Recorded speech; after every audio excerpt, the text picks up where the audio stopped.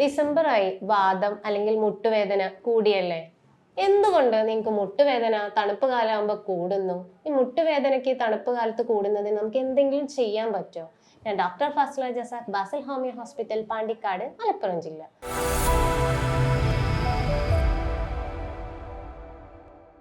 അപ്പോൾ തണുപ്പ് കാലം ആയിക്കഴിഞ്ഞാൽ എല്ലാവർക്കും മുട്ടുവേദന ഉള്ള ആൾക്ക് പ്രത്യേകിച്ച് വേദന കൂടും.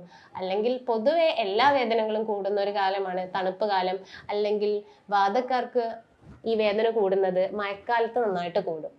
ഇപ്പൊ എന്തായാലും ഡിസംബർ ആയി, ഇതിന് കൂടാൻ എന്തുകൊണ്ട് നിങ്ങൾക്ക് മുട്ടുവേദന തണുപ്പ് കാലത്ത് കൂടുന്നു? അതിനു മുമ്പ് ഞാൻ മുട്ടില് എന്തൊക്കെയാണുള്ളത്, എന്തുകൊണ്ട് നിങ്ങൾക്ക് മുട്ടുവേദന ഉണ്ടാകുന്നു? മുട്ടെന്ന് പറയുന്നത് 3 എല്ലുകൾ കൊണ്ട് ഉണ്ടാക്കിയതാണ്. അതിന് 3 എല്ലല്ല, വലിയ 3 എല്ലുകൾ, പിന്നെ ഒരു ചെറിയ നമ്മളെ ചിരട്ട എന്ന് പറയുന്നതും, പിന്നെ കുറേ മസിൽസുകളും കുറേ ലിഗമെന്റ്സും, പിന്നെ അതിൽ നമുക്ക് മുട്ടുവേദന മെയിൻ ആയിട്ട് വരാൻ കാരണം ഒരു കാര്യമുണ്ട്, കാർട്ടിലേജ്. അതായത് ഇതൊരു കുഷ്യനാണ്. ഇത് നമ്മളുടെ തുടയില്, ഇത് നമ്മളെ അടിയിലുള്ള കാലിലുള്ള 2 ചിബിയയും ഫിബുലയും 2 എല്ലുകൾ. അപ്പൊ ഇതിനൊക്കെ പിടിച്ചു നിർത്താൻ നമ്മൾ ഏറ്റവും കൂടുതൽ സഹായിക്കുന്നത് നമ്മളെ തുടയിലെ മസിൽസ് ആണ്. ഈ തുടയുടെ മസിൽസ് ആണ് നമ്മളുടെ എല്ലാ ഭാരങ്ങളും നമ്മളെ താങ്ങാൻ സഹായിക്കുന്നത്. അപ്പൊ നമ്മളുടെ എല്ലാ ഭാരങ്ങളും ഈ മുട്ടിലാണ്. നമുക്ക് വയസ്സാകുന്നതോറും ഇതൊക്കെ തേയാൻ തുടങ്ങും, അല്ലെങ്കിൽ നമ്മൾ വീണാലോ ഇതിനൊക്കെ എന്തെങ്കിലുമൊക്കെ പറ്റുമല്ലോ. നമുക്ക് എന്തുകൊണ്ടാണ് മുട്ടുവേദന വരുന്നത്? മുട്ടുവേദന വരാനുള്ള മെയിൻ ആയിട്ടുള്ള കാര്യം, നിങ്ങൾക്ക് ഫീൽ ചെയ്യുന്നതിന് മുമ്പ് നിങ്ങൾക്ക് മുട്ടുവേദന സ്റ്റാർട്ട് ചെയ്തിട്ടുണ്ടാവും. ഇതിന് ഞാൻ പറഞ്ഞ മെയിൻ കാരണം നമ്മളുടെ ഈ കാർട്ടിലേജ്, അതായത് നമ്മളെ കുഷൻ, അതായത് ഇത് നമ്മൾ ഒരതാണ്ടിരിക്കാൻ, അതായത് നമ്മളുടെ ഈ എല്ലുകളും നമ്മൾ ഒരതാണ്ടിരിക്കാനാണ് ഈ കാർട്ടിലേജ്. ഇത് നമുക്ക് ഈ ചെറുപ്പക്കാരിലൊക്കെ ഇടയ്ക്ക് എപ്പോഴെങ്കിലുമൊക്കെ മുട്ടുവേദന, ചെറുതായിട്ട് രാവിലെ ഒരു സ്റ്റിഫ്നെസ്, ഇപ്പം തണുപ്പല്ലേ, അപ്പോൾ രാവിലെ സ്റ്റിഫ്നെസ്, പക്ഷെ നിങ്ങൾക്ക് മുട്ടുവേദന ഒന്നുമില്ല, രാവിലെ എണീക്കുമ്പോൾ ഒരു മുട്ടൊരു വലിഞ്ഞു മുറുകുന്നു, മസിൽസിനൊക്കെ ഒരു സ്റ്റിഫ്നെസ് ഉണ്ടെങ്കിൽ ചിലപ്പോൾ നിങ്ങളെ കാർട്ടിലേജ് നശിച്ചു തുടങ്ങിയിട്ടുണ്ടാവും.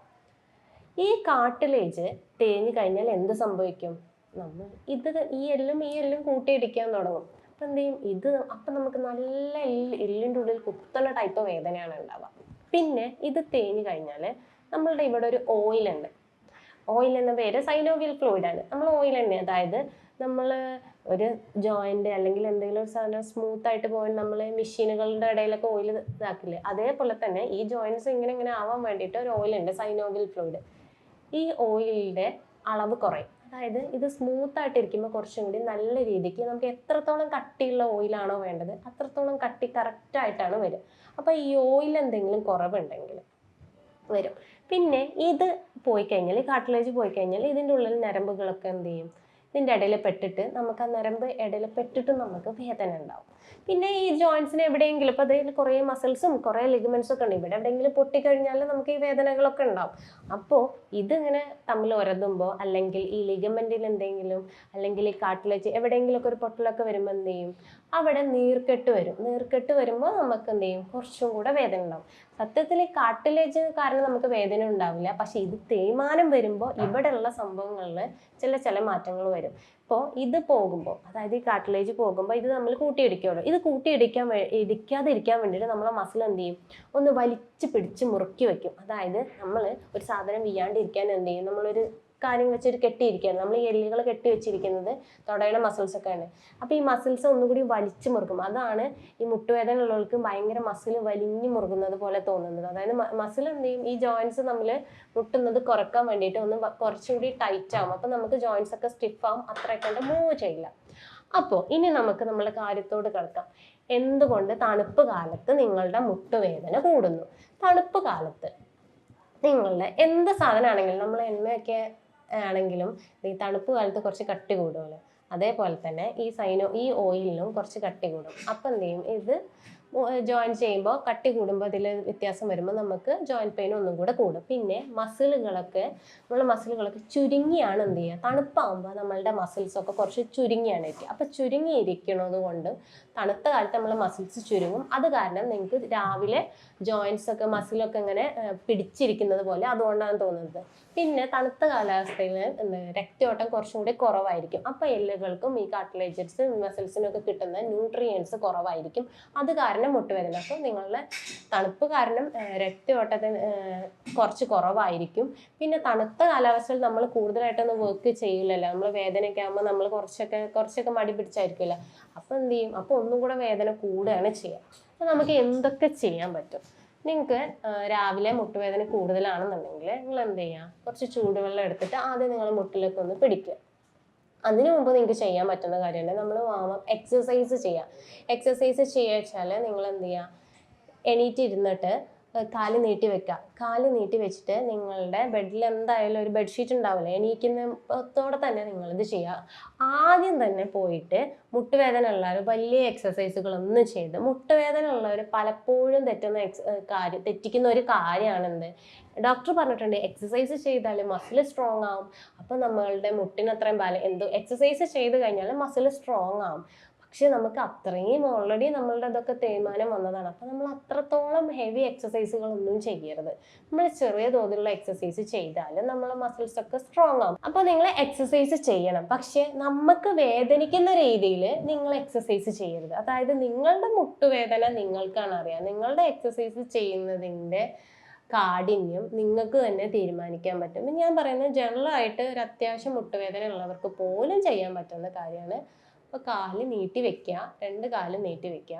വേദനയുള്ള കാലിൻ്റെ അടിയിൽ എന്ത് ചെയ്യുക? ഒരു പില്ലോ അല്ലെങ്കിൽ എന്ത് ചെയ്യുക? പില്ലോ വെച്ചിട്ട് ആ പില്ലോൻ്റെ ലെവലിൽ നിങ്ങൾ എന്ത് ചെയ്യുക? കാല് ഇങ്ങനെ വെക്കുക. കാല് വെച്ചിട്ട് ഒരു 10-5 സെക്കൻഡ് പിടിച്ച് വെക്കുക. ഇതേപോലെ ഒരു 10 തവണ ചെയ്യാം. അപ്പോൾ നിങ്ങൾക്ക് മുട്ടുവേദന ഉണ്ടെങ്കിൽ നിങ്ങൾ രാവിലെ എണീറ്റ ഉടനെ എന്ത് ചെയ്യുക? വാമപ്പ് എക്സസൈസ് ചെയ്തിട്ട് നിങ്ങൾ സ്റ്റാർട്ട് ചെയ്യുക ഒരു ദിവസം. അപ്പം എന്ത് ചെയ്യുക? രാവിലെ എണീക്കുക, നിങ്ങളുടെ കാല് നീട്ടി വെക്കുക. ബെഡിൽ നിന്ന് എണീക്കുന്നതിന് മുമ്പ് തന്നെ നിങ്ങൾ എക്സസൈസ് സ്റ്റാർട്ട് ചെയ്യുക. നിങ്ങളുടെ ബെഡ്ഷീറ്റ് അല്ലെങ്കിൽ പുതപ്പെടുക്കുക, അത് ചുരുട്ടി വെക്കുക, നിങ്ങളുടെ മുട്ടിൻ്റെ അടിയിലോട്ട് വെക്കുക.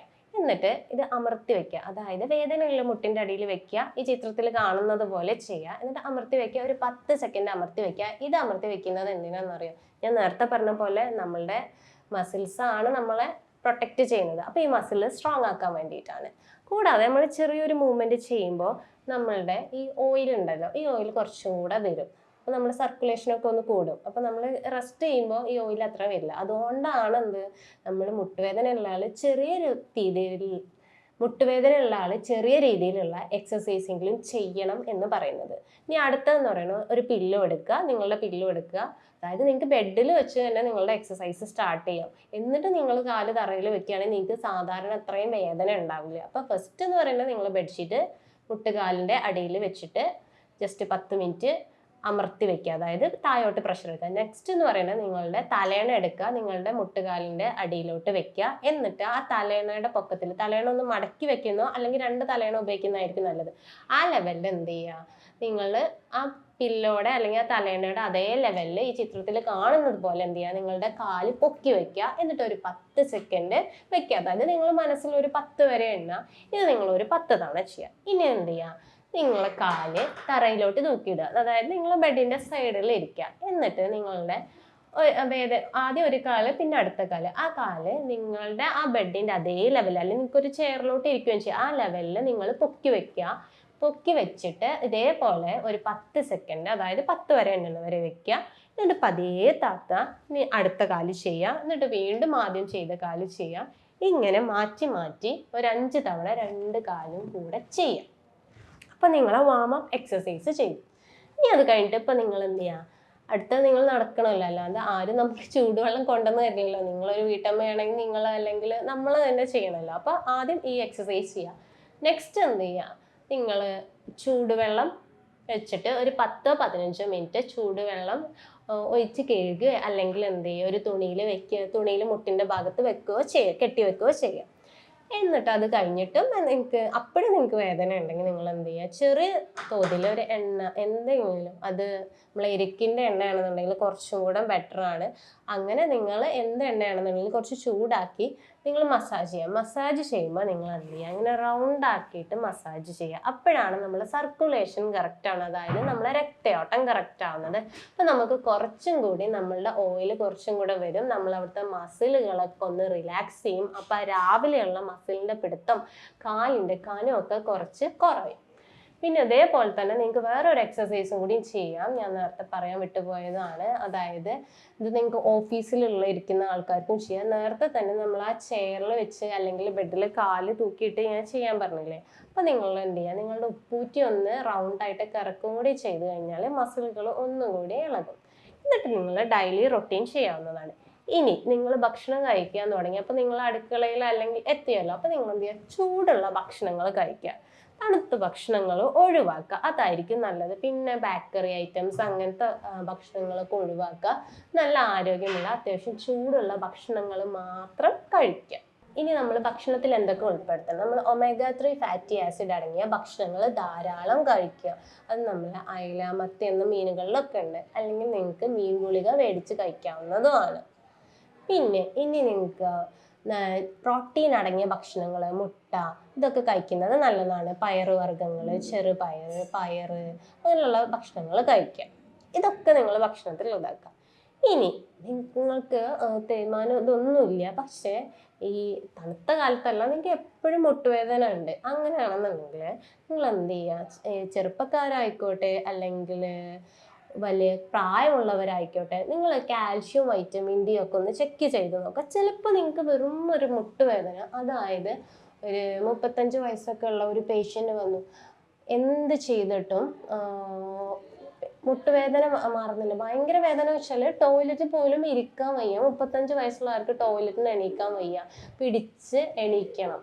അല്ലെങ്കിൽ ഒരു സ്ഥലത്ത് ഇരിക്കാൻ വയ്യ, സ്വന്തം കുട്ടിയുടെ കാര്യങ്ങളൊന്നും ചെയ്യാൻ പറ്റുന്നില്ല, സ്വന്തം ജോലി ഒന്നും ചെയ്യാൻ പറ്റുന്നില്ല, കുനിയാൻ പറ്റില്ല, എന്തെങ്കിലും ഒരു സാധനത്തിന് വേണ്ടി കുനിഞ്ഞ എണീക്കാൻ വയ്യ. അപ്പം നമ്മൾ സാധാരണ പക്ഷെ തേയ്മാനത്തിന് പ്രായം ആയിട്ടില്ല, തേയ്മാനമൊന്നും ഇല്ലതാണ്. അപ്പോൾ നമ്മൾ വൈറ്റമിൻ ഡി ചെക്ക് ചെയ്യാൻ കൊടുത്തു. വൈറ്റമിൻ ഡി വളരെ കുറവാണ്. ജസ്റ്റ് നമ്മൾ വൈറ്റമിൻ ഡി സപ്ലിമെൻ്റ് എടുക്കാൻ പറഞ്ഞപ്പോഴേക്കും അവരുടെ മുട്ടുവേദന കുറഞ്ഞു. അപ്പം ഞാൻ പറയാൻ പോകുന്നത്, എപ്പോഴും നമുക്ക് മുട്ടുവേദന വന്നു അതിന് പോയി സർജറി ചെയ്യേണ്ട ആവശ്യമുണ്ടോ? ഇല്ല. പല മുട്ടുവേദനകളും സർജറിയുടെ ഒരു ആവശ്യമല്ല. കാരണം മുട്ടുവേദനക്ക് പല കാരണങ്ങളുണ്ട്. ഇനി ഞാൻ പറയാൻ പോകുന്നത് എന്തൊക്കെ കാരണത്താൽ മുട്ടുവേദന ഉണ്ടാകും. ഒന്ന്, നമ്മളിപ്പോൾ പറഞ്ഞ വൈറ്റമിൻ ഡി കാരണം, വൈറ്റമിൻ ഡിയുടെ കുറവ് കാരണം. അടുത്തത് കാൽഷ്യത്തിൻ്റെ കുറവ് കാരണം, കാൽഷ്യം കുറവ് കാരണം നിങ്ങൾക്ക് തേയ്മാനം കൂടാനുള്ള ചാൻസ് കൂടുതലാണ്, അത് കാരണം. പിന്നെ നമ്മൾ നേരത്തെ പറഞ്ഞ വാദം കാരണം, പിന്നെ തേയ്മാനം കാരണം ഒക്കെ എന്ത് ചെയ്യും, നിങ്ങൾക്ക് മുട്ടുവേദന ഉണ്ടാവും. പിന്നെ ഞാൻ പറയുന്നത് നിങ്ങളുടെ വെയിറ്റ്, അതായത് നിങ്ങൾ ഒരു കിലോ വെയിറ്റ് നിങ്ങൾക്ക് ഉണ്ടെങ്കിൽ നിങ്ങളുടെ ഈ മുട്ടിന് ഇത് ആ വെയിറ്റ്, അതായത് നമ്മൾ വെയിറ്റ് നമ്മളുടെ എത്ര പ്രഷർ കൊടുക്കുന്നതിന് ഒരു അനുപാതം ഉണ്ട്. അതായത് നിങ്ങൾ 1 കിലോ വെയിറ്റ് നിൽക്കുന്നുണ്ടെങ്കിൽ നിങ്ങളെ മുട്ടിനത് ഫീൽ ചെയ്യുന്ന പ്രഷർ എന്ന് പറയുന്നത് 4 കിലോ ആയിരിക്കും. അപ്പോൾ നിങ്ങൾക്ക് ഒരു 100 കിലോ ഉണ്ടെങ്കിൽ 400 കിലോ പ്രഷർ ആയിരിക്കും നിങ്ങളുടെ മുട്ടിന് ഫീൽ ചെയ്യുക. അപ്പോൾ നിങ്ങൾ അമിത ഭാരം ഉണ്ടെങ്കിൽ നിങ്ങൾ തീർച്ചയായും നിങ്ങളുടെ ഭാരം കുറച്ച് നോക്കൂ, നിങ്ങളുടെ മുട്ടുവേദന ഒരു പക്ഷെ കുറയാൻ, അല്ലെങ്കിൽ വേദന തന്നെ കുറയും. വേറെ പല കാരണം ഉണ്ടാവും നിങ്ങൾക്ക് മുട്ടുവേദനയ്ക്ക്, പക്ഷെ ഈ ഭാരം കൂടി കാരണം നിങ്ങൾക്ക് വേദന കൂടുന്നുള്ളത് അതിനൊരു പരിധി വരെ കുറവുണ്ടാവും. അപ്പോൾ വൈറ്റമിൻ ഡി നെക്സ്റ്റ് എന്ന് പറയുന്നത് നിങ്ങളുടെ ഭാരം. അടുത്തതെന്ന് പറഞ്ഞാൽ ഞാൻ സ്ത്രീകളോടാണ് പ്രത്യേകിച്ച് പറയുന്നത്, നിങ്ങൾക്ക് പീരിയഡ്സ് നിൽക്കാനാകുന്നതിനടുത്താണ് നിങ്ങൾക്ക് മുട്ടുവേദന സ്റ്റാർട്ട് ചെയ്തിട്ടുണ്ടെങ്കിൽ നിങ്ങൾക്ക് ഹോർമോൺ പ്രശ്നം, അതായത് നിങ്ങളുടെ ഈസ്ട്രോജൻ ഹോർമോൺസ് നിങ്ങൾക്ക് മെനോപോസ് അല്ലെങ്കിൽ പീരിയഡ്സ് നിൽക്കാനാകുമ്പോൾ കുറച്ച് കുറയും. ഇതാണ് സ്ത്രീകളിലെ കാര്യസ്ഥൻ എന്ന് പറയും. അതായത് സ്ത്രീകളുടെ എല്ലാ കാര്യം കൺട്രോൾ ചെയ്യുന്ന ഒരു കാര്യസ്ഥനാണ് അവരുടെ സ്ത്രീ ഹോർമോൺസുകൾ എന്ന് പറയുന്നത്.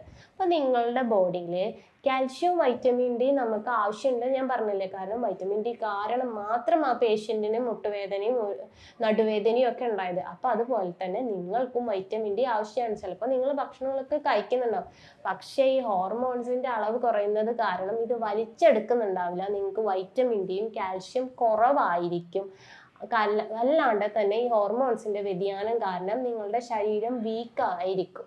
പിന്നെ നിങ്ങൾക്ക് പ്രായം കൂടിയും വരികയാണ്. അപ്പോൾ നിങ്ങൾ എന്ത് ചെയ്യുക, നിങ്ങൾ അതൊന്ന് ചെക്ക് ചെയ്യുക. അപ്പോൾ നിങ്ങൾക്ക് ഈ സമയത്ത് നിങ്ങൾ എന്ത് ചെയ്യുക, ആ സമയത്ത് ആകുമ്പോഴേക്കും ഇത് സ്റ്റാർട്ട് ചെയ്യാൻ നിങ്ങൾക്ക് അറിയാമല്ലോ, നിങ്ങൾ പീരിയഡ്സ് നിൽക്കാൻ പോകണം, അതിൻ്റെ പല ലക്ഷണങ്ങൾ നിങ്ങളുടെ ബോഡി കാണിക്കാൻ തുടങ്ങി. അപ്പോൾ നിങ്ങളെ മസിൽസ് ആ സമയത്തേക്ക് ഒന്ന് സ്ട്രോങ് ആക്കുക.